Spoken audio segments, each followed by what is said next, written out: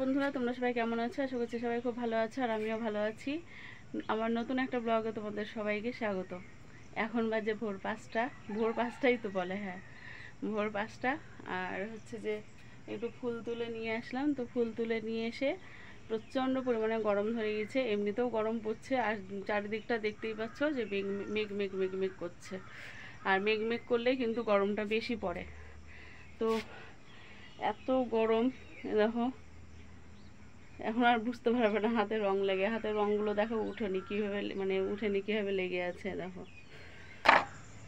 চলো নিচে যাই, মেয়ে তো ঘুমাচ্ছে, মেয়ের বাবা ঘুমাচ্ছে, মেয়ের বাবা উঠে পড়বে এক্ষুনি। শ্রীরামকৃষ্ণ একটা কথা বলেছিলেন যে সৎসঙ্গ সর্বদাই দরকার। তুমি গঙ্গার ধারে যত বসবে তত কিন্তু শীতল হাওয়া পাবে, আর আগুনের কাছে যত বসবে ততই কিন্তু উত্তাপ পাবে। সেরকম তুমি যদি খারাপ মানুষদের সাথে মেলামেশা করো, তোমার ব্যবহার কালচার সবই কিন্তু খারাপের দিকেই এগোবে। আর তুমি যদি ভালো মানুষের সঙ্গে মেলামেশা করো, তাহলে তোমার ভেতরে সবসময় ভালো মানুষের কাজটাই কিন্তু করবে। তো সেই জন্য বলছি, সবসময় ভালো মানুষদের সাথে সবাই মেলামেশা করার চেষ্টা করো, যাতে নিজেদের ব্যবহারগুলো ভালো করতে পারো। কারণ দেখো, এরকম কিন্তু আমাদের চোখের সামনে আমরা অনেক দেখতে পাচ্ছি।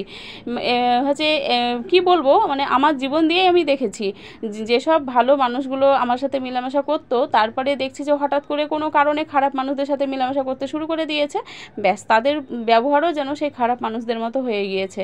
তারা মানুষকে এতটা ছোট করে, এতটা অসম্মান করে, যেগুলো তাদের কাছ থেকে কোনোদিনও আশাই করা যায় না। তো তারপরে তো বুঝতে পারলাম যে হ্যাঁ, কার সাথে মিশছে সেটা তো দেখতে হবে। এরকম আমাদের হয় না যে হ্যাঁ মিশছে কার সাথে সেটা তো দেখতে হবে। আসলে এটা কিন্তু একদমই বাস্তব কথা যে খারাপ মানুষদের সাথে মিশলে খারাপই হয়, আর ভালোদের সঙ্গে মিশলে কিন্তু ভালো হওয়া যায়। তবে তোমরা না খারাপ মানুষদের সঙ্গে মেলামেশা করে ভাবছো যে একটা ভালো মানুষকে অপমান করবে, ছোট করবে, এরকম করো না। কারণ কাউকে ছোট করে কিন্তু কেউ কোনোদিনও বড় হতে পারে না।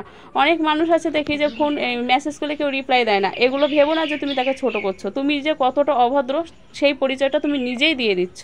তো যাই হোক বন্ধুরা, দেখো সকালে ব্রেকফাস্টের জন্য আমি হচ্ছে ডিম টোস্ট বানিয়ে নিলাম। আর দুপুরের জন্য আজকে আমি ইউটিউবে দেখে দেখো ডিম ভাপা রান্না করেছি সরষে বাটা দিয়ে। তো আরেকটু ভালো হতো, মানে একটু পাতলা হয়ে গিয়েছে। আর এখানে দেখো একটা তেতো রসা করেছি, পটলের লতি দিয়ে 5 মিশালি একটা তেতো রসা করেছি, আর আলু ভাজা। আলু ভাজাটা অনেক দিন পরই হলো। 14 বার করে কারেন্ট যাচ্ছে আসছে, যাচ্ছে আসছে, বিরক্ত লেগে যাচ্ছে। শেষ পর্যন্ত দেখো ছাদে আসলাম, কারেন্ট আসলো, কিন্তু ঘরে থাকতে আর ভালো লাগলো না, এতটাই গরম। ছাদে চলে আসলাম, আর ছাদে এসে এখন তো দেখো একটু বাতাস দিচ্ছে, খুব ভালো লাগছে। আর স্নান করে আজকে দেখো আমি চুলটাও আশ্রাইনি, মানে যখন স্নান করে উঠলাম তখন হচ্ছে কারেন্ট চলে গিয়েছে, আর স্নান করে উঠে ঘেমে গিয়েছি, আর কারেন্ট চলে গিয়েছে বলে আর চুলটা খুলে আশ্রাতেও আর ইচ্ছা করলো না। তো সেই জন্য গামছা দিয়ে ভালো করে চুলটাকে জড়িয়ে টড়িয়ে খোপা করে উঁচু করে বেঁধে রেখে দিয়েছিলাম, আর বারবার করে মুখ মুছছি যে কারেন্ট আসুক তারপরে চুল আশ্রাবো। তো কোনো রকমভাবে একটু সিঁদুরটা শুধু ঠেকিয়ে নিয়েছি মাথাতে।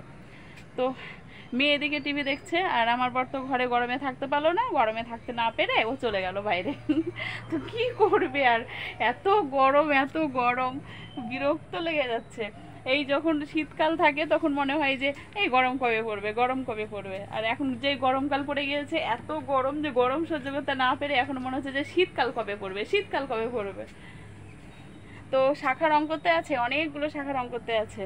তো আজকে আবার একটু ঢিলামই করলাম, যা গরম আর বারবার করে কারেন্ট চলে যাচ্ছে, কি করব, সেই জন্য এখনও শাখা ঝালমা এই রং করতে বসিনি। সেই তোমার হচ্ছে সকালবেলাতে রং করতে বসেছিলাম, মোটামুটি 2000 মতো শাখা রং করা হয়ে গিয়েছে। তো এখনও 2000 করতে হবে, তো দেখা যাক কতদূর কি করতে পারি। আস্তে করে ঢাল, আস্তে করে, অত হরাস হরাস করে ঢালতে হয় না, আস্তে আস্তে। লঙ্কা গাছটায় জল দে, লঙ্কা গাছটায়, হ্যাঁ আস্তে আস্তে করে এই পাতাগুলোতে দে, একটু পাতাগুলোতে ছিটি দে হাত দিয়ে, হ্যাঁ এই অ্যালোভেরা গাছটায় দে একটু, আর একটু মনে হয় জল লাগতো না।